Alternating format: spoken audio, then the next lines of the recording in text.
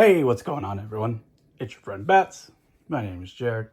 There's Carl. And this is Batman #1 by Matt Fraction, Jorge Jimenez, and Tamu Mori. I never know if that's how you say our guy's name.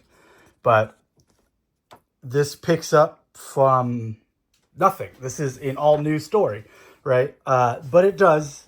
So, like, no one's finished Hush, so I don't really know what happens in Hush. But I've read up to, like, I think the second or third issue of Hush. I don't know if there's any more. I haven't been following it.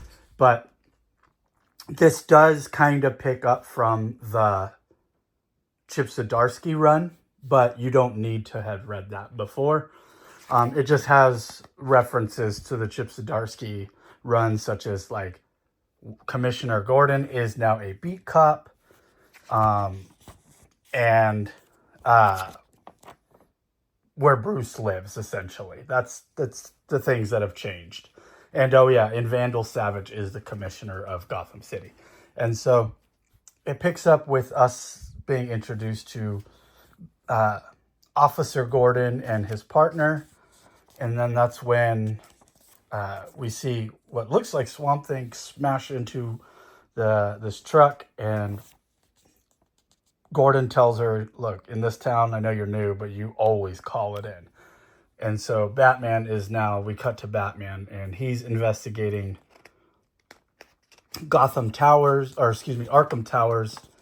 and this new doctor, Dr. Zeller, is a kind-hearted, empathetic, sympathetic doctor for the Arkham Asylum. It's the Arkham Towers now, and she's here to help her patients, but not keep them in captivity. She is, but they're not prisoners to her; they're patients, and so she's very caring.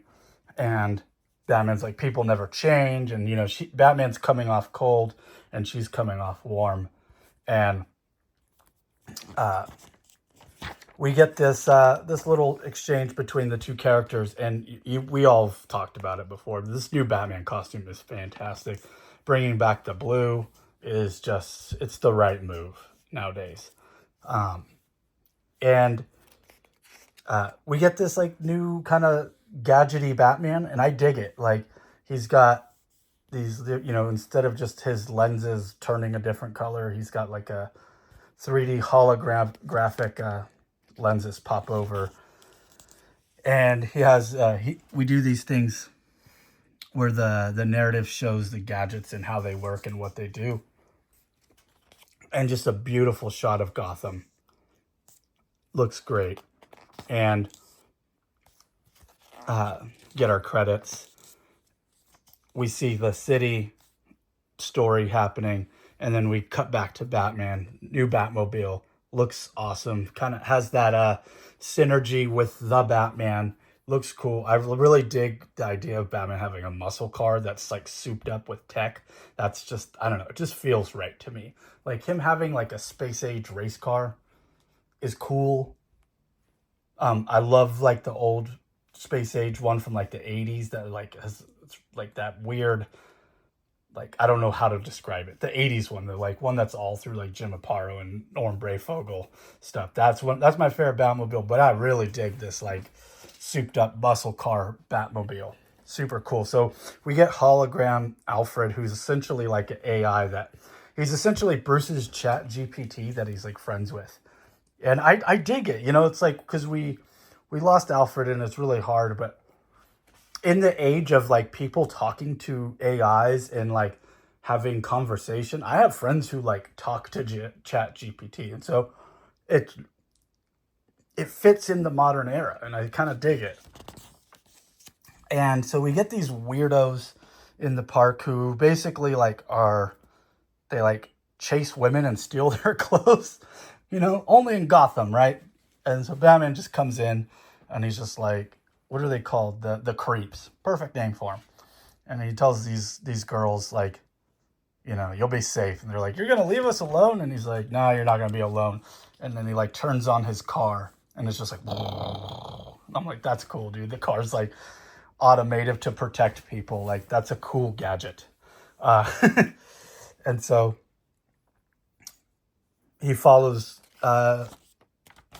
Waylon into the zoo, and he's hanging out with these butterflies.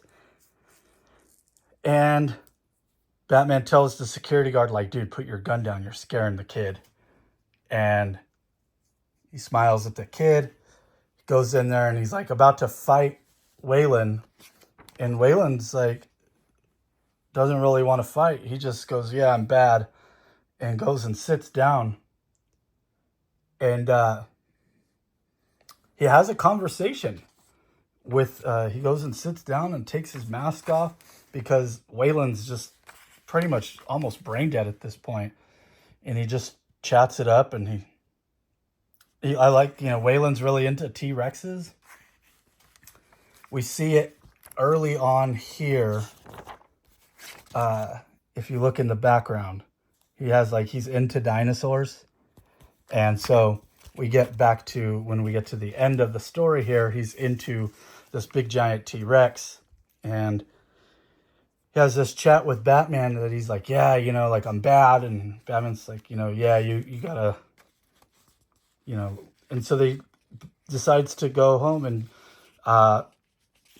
Dr. Zeller brings his T-Rex toy, and he's like, willingly goes back to Arkham and gives Bruce the T-Rex, because Bruce told him, oh, I used to have one of these in my house. And he's like, oh, that must have been a big house. And he's like, it was. And so he gets this new little one. Bruce takes it back, and that's his first trophy into his new home. And I'm like, that's so good. Solid. Like, it's able to keep the lore. And then also, like, be new and different. And actually now, like, this new era of Batman, like, we know this new Batman is, he's like, Bruce is different now. Because if you read the Chip Zdarsky run, Bruce actually does get rid of his, like, darker side. And so it makes sense that he's going to put on brighter colors and be a different Batman. And it's super good. Super good. Like, I know a lot of people don't like the Chip Zdarsky run. I personally love it. And it really does set up Batman to be a new Batman for the next writer. And it happens to be Chip Zdarsky's buddy, Matt Fraction, and clearly they are, they've traded notes, and it sets up our next issue, and it says, like, to be continued. This is what's going to come out on Batman. You got Batman versus the Cops, new friends. It looks like Dr. Zeller is going to be his new, like, Commissioner Gordon character, new villains, and some old ones too. Awesome.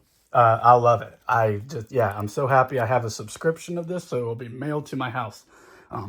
Solid first issue. I can never say enough good things about Jorge Jimenez. He's essentially my favorite artist at DC, and him and Dan Mora.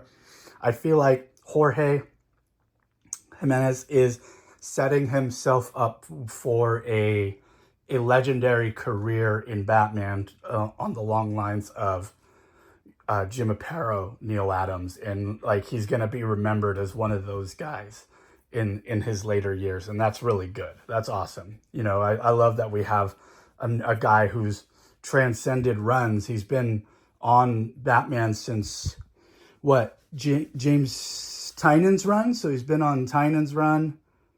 Was he on Tom King's? No, he wasn't. But yeah, he has Tynion's run, Zdarsky's run, and now he's on Matt Fraction's run. And and he's just great. He's great. I love his stuff. And I'm really excited for Matt Fraction as a writer. I really liked a lot of the books.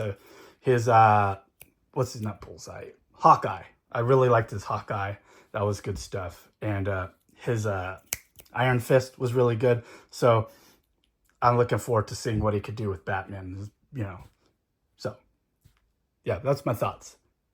And I'll catch you guys on the next one. Peace.